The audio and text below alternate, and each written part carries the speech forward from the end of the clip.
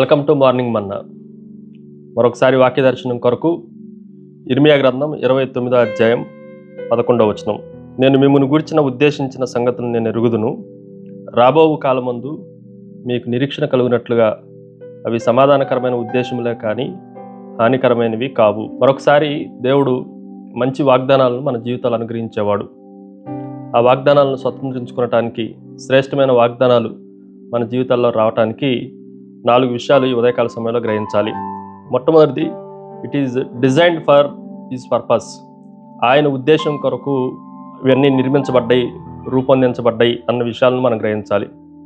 ప్రతిదీ ఆయన ప్రణాళిక చొప్పున ఆయన ఉద్దేశంతో రూపొందించబడి, మన జీవితం కూడా ఆయన ఉద్దేశం కొరకే నిర్మించబడింది, నియమించబడింది, రూపొందించబడింది. మనం దేని కొరకు సృష్టించబడ్డాం అనంటే, మన వ్యక్తిగత ప్రణాళికలు ఏమీ మన జీవితాల్లో లేవు.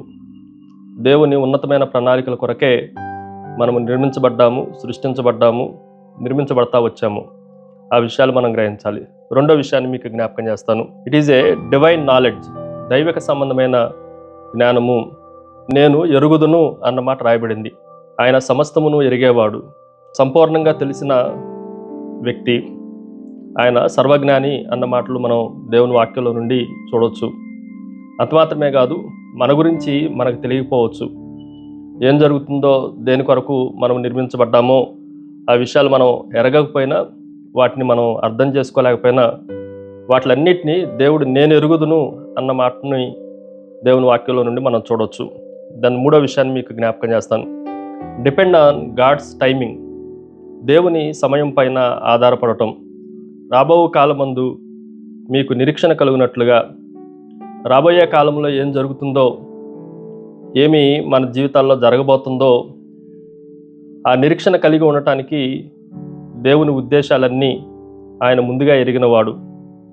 ఇర్మియా జీవితాన్ని కూడా మనం జాగ్రత్తగా ఆలోచన చేస్తే, ఆయన గర్భమందు రూపింపబడక మునిపే, గర్భంలో నుండి బయటికి బయలుపడక మునిపే దేవుడు ఎరిగినవాడు. ఇర్మియా రాబో కాలమంతా దేవుని చేతిలో ఉంది. దేవుడు సమస్తమును ఎరిగినవాడు. అలాగే మన జీవితాల్లో కూడా నెక్స్ట్ మినిట్ ఏం జరుగుతుందో మనకు తెలియకపోయినా, మన భవిష్యత్ అంతా ఆయనకు తెలిసిన దేవుడు. మన రాబోయే కాలంలో ఏమేమి సంఘటనలు మన జీవితాల్లో జరగబోతున్నాయో వాటిని బాగా తెలుసుకున్న దేవుడు. కాబట్టి దేవుని సమయం పైన, కాలం పైన మనం ఆధారపడి ఉండాలి. నాలుగవది, it is a delighted plans. అవన్నీ సంతోషకరమైన ప్రణాళికలు. అందుకే అవి సమాధానకరమైన ఉద్దేశములే కానీ హానికరమైన ఉద్దేశములు కావు అని చాలా స్పష్టంగా రాయబడినాయి. అవన్నీ ప్రాస్పరస్ ప్లాన్స్. అవి సమాధానకరమైన ఉద్దేశాలు, సంతోషకరమైన ఉద్దేశాలు, సుసంపన్నమైన ఉద్దేశాలు అని కూడా చెప్పొచ్చు. కాబట్టి దేవుని ఉద్దేశాలు మన జీవితంలో నెరవేర్చడానికి దేవుని సమయం కొరకు దేవుని పైన ఆధారపడటం నేర్చుకోవాలి. అలా నేర్చుకున్న మనము, దేవుడు మన జీవితాల్లో అద్భుతమైన ఉద్దేశాలను, ఆశీర్వాదాలను కుమ్మరించే దేవుడు. దేవుడి మాటలను దీవించిన గాక ప్రార్థన. సకల ఆశీర్వాదములకు కారణభూతులకు తండ్రి, మా పట్ల మీరు కలిగి ఉన్న ఉద్దేశాలన్నింటినీ, ప్రణాళికలన్నింటినీ, సమాధానకరమైన ఉద్దేశాలు కలిగి ఉన్నందుకే మిమ్మల్ని స్తుతిస్తూ, మా భవిష్యత్ కాలం అంతా కూడా మీ చేతుల్లోనే ఉందని నమ్మి విశ్వసించి మీ పైన ఆధారపడటానికి కృప చూపమని యేసుక్రీస్తు దివ్య నామమున అడిగి వేడుకుంటున్నాం తండ్రి. ఆమెన్. God bless you.